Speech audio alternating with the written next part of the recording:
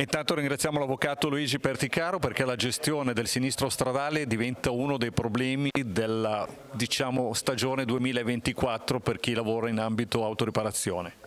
Sì, buongiorno a tutti. Il nostro obiettivo è quello di rendere completamente autonomo il carrozziere, il quale sarà alla fine del percorso che vorremmo indicare completamente autonomo nella gestione del sinistro.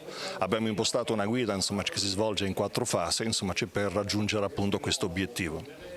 Perché spesso il problema del rimborso dell'autoriparazione è che si è sbagliato la denuncia o si è saltato qualche passaggio ed è qui che intervenite. Sì, interveniamo proprio su questo, perché nelle varie fasi, tra cui la prima che è la fondamentale, quella dell'istruttoria e della raccolta della documentazione, abbiamo il concreto obiettivo di far comprendere al carrozziere come muoversi immediatamente, quindi individuando quello che è responsabile del sinistro, in maniera che da poter inoltrare una richiesta danni in autonomia su cui puntiamo molto e quindi poi poter completare e elaborare la gestione del credito in maniera precisa.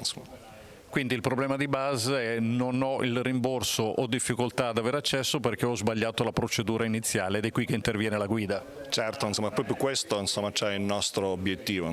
In questa maniera il carrozziere può formalizzare in proprio una richiesta danni e quindi diventare protagonista dell'intera vicenda liquidativa, perché si confronterà poi con la controparte in maniera molto ma molto più consapevole.